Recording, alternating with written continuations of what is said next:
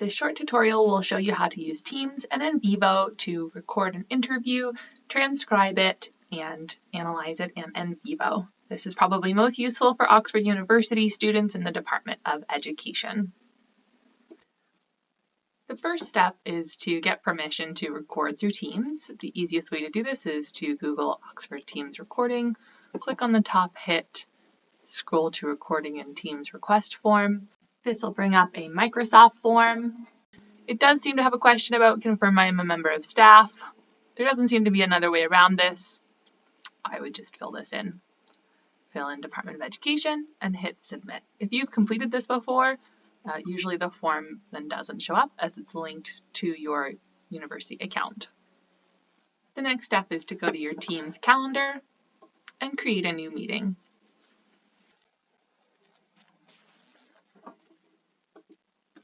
It's best practice to add a good title so people know what the meeting is about, and then you can add the participant, which in this case is just myself. You might also add a description so they have more detail about what's happening, and press send. The participant will receive an email like this with a link to the meeting. It is still best practice to email them again separately with more information.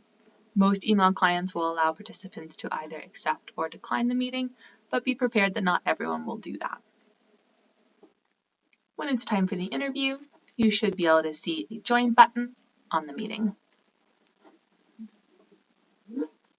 When you're in the meeting, hit the More button and record and transcribe. If this is not available, you still do not have permission to do so. Hit Start Recording, and a transcription bar will appear. You can close this as it is sort of annoying to see while you're talking.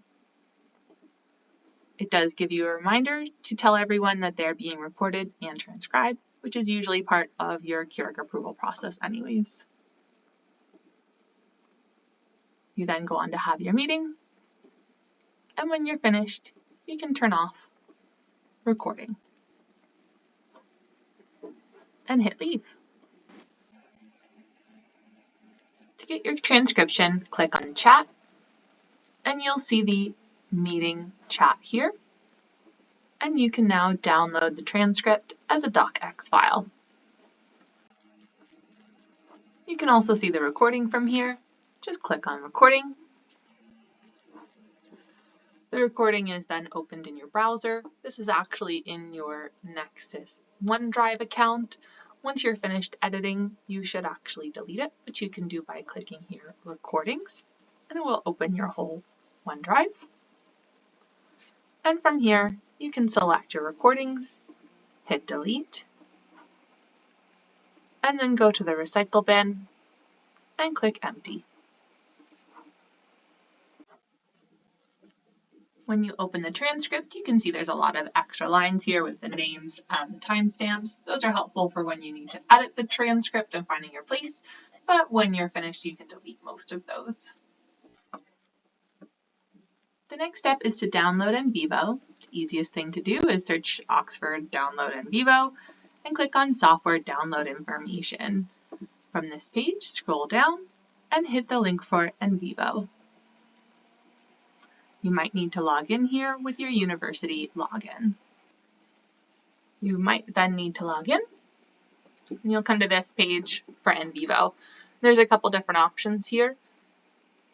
Version 1.6.1 is actually the most recent. These ones are the previous versions. NVivo started a new naming system recently. So choose either this one for Windows or this one for Macs. Click on the link, and it will download. Once it's downloaded, you can click on the download or open it in your downloads folder to install.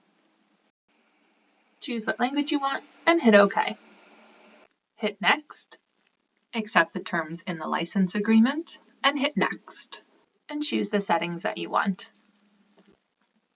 When it's finished installing, hit finish.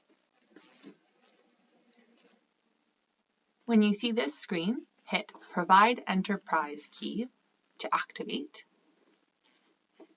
and go back to your software registration and download page. under License Keys and Codes, hit this link and copy the top code. Paste the code in the boxes. I use Control-V. Agree to the license terms and agreements. You will then need to enter some information about yourself and hit Activate.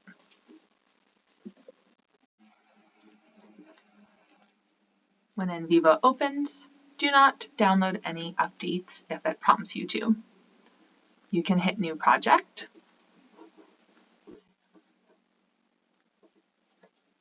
Fill in a title and change any settings as you wish.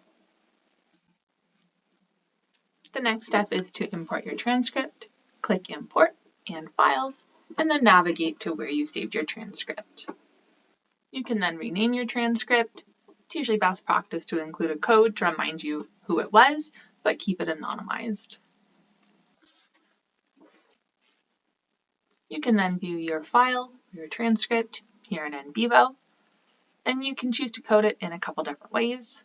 What I like to do is hit Create and Code, and add some codes as I see fit.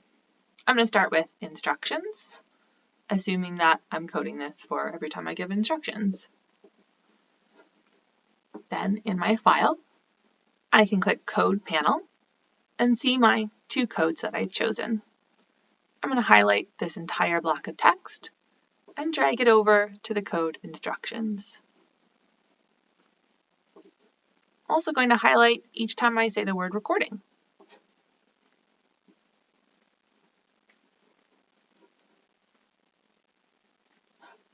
You can then look at all your codes over here and see that I have coded instructions once and recording once. If I click on one of these, it opens a tab showing every time I've coded that code. Same for instructions and recording. It is, of course, important to save your project and save it often.